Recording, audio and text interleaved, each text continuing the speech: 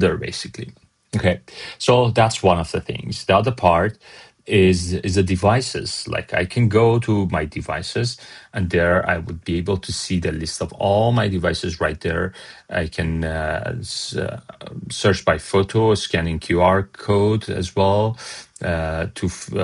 for filtering. Like for example, if I'm on a site, I can scan the QR code of my asset, and I see only the devices that are mapped to that asset, to that specific asset, and I can filter based on status, if they're running or if they're not running, or different asset group or sub asset group even, and many other more granular level filters. For example, if I want to have like to see all the devices in a specific facility, I can do it all from here. Okay, so a proper filtering system is there, and the list that it shows us here as well is a proper list, and this is basically the list of my devices, all IoT devices, and I can customize the columns that I want to see, and I can reorder those columns. So everything's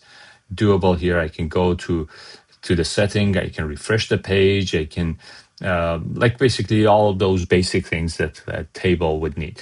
Another thing is that we have an import button here, so we can hit this import button, and it help us to go through a wizard to import our IoT devices. Simply, yes, I can choose different types of file from CSV, JSON, or some manual entry, and I can even download my template and use that template to map my devices all there, and then I can drag and drop them or choose a file, my file. I can choose it, and then it'll help me to import that sets of devices. Okay, and then I can go to the devices. Like when I enter them, I can go to the device preview, and I can go to the defaults. Like, okay, what type of device it is, and the default manufacturing. All those things could be set.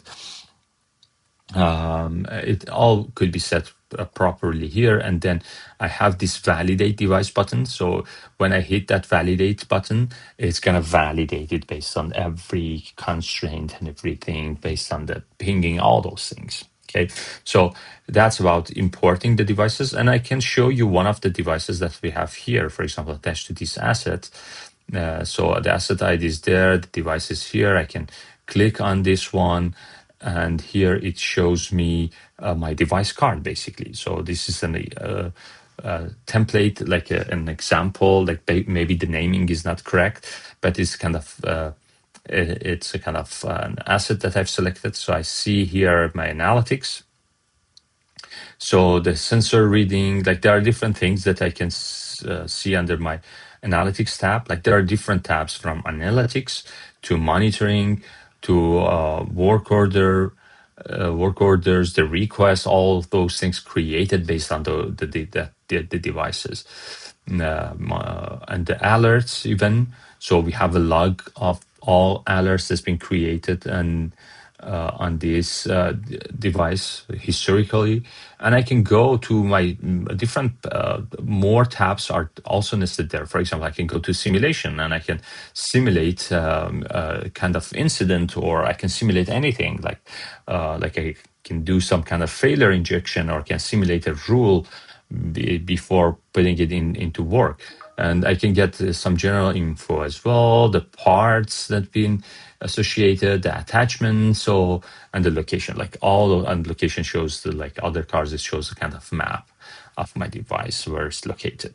So that's our basically our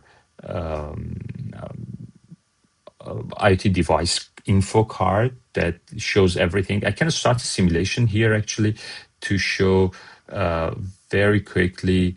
Like I can start simulation here. Like let me give it a name, and I start simulation right away to see. Okay, I need to here choose the device as well.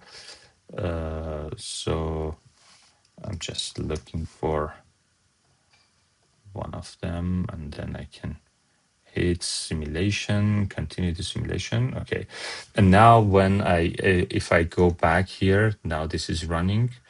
Maybe these assets. Okay, let me find these assets because I need to simulate, run a simulation for this one. I'm just gonna give it a name, and let me find this asset to start simulation for.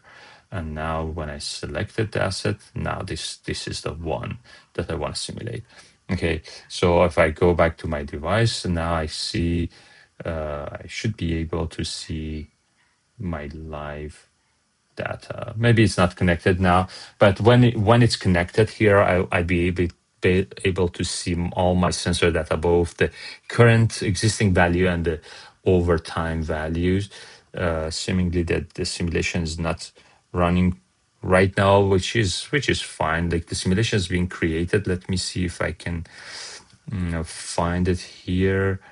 Fleet management. This is running and it's generating data. Let me stop the other one, which was the wrong one. Yeah, and then historically, yeah, this one is also that's the old one. But now if I go back to simulation, so it's simulating basically. So it'll take a bit of time. So it'll take a bit of time to generate all those progress, everything. So while it's generating, I can go to next step of the work and showing that, okay, for monitoring, we can set some rules, and those rules, like, okay, we have those things, like if the rules are activated and created, we can see them right all here. Okay, but other parts, and then here under work orders, we can see, like, we can choose the type, for example, if it's release work order, planned work order, pending approval, like different types of work orders, and request the same. Like all the requests has been automatically generated by some rules related to this specific device and the history. But we also have some other options on top. So, for example, we have manual that IoT data entry. So that also one of the buttons that we have there. We can create trigger here. I'm gonna walk you through this trigger part like later on in details, and then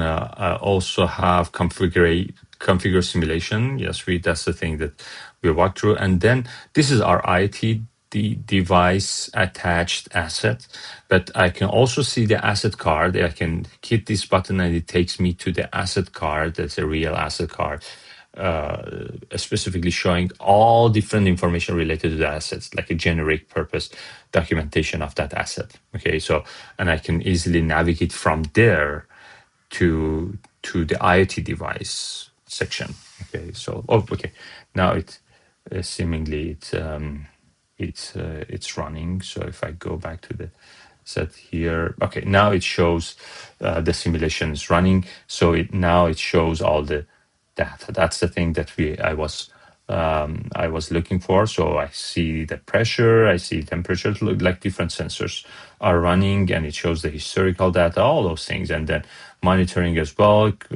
could be used even on the simulation data, but which is fine. Yes, so that's the part about the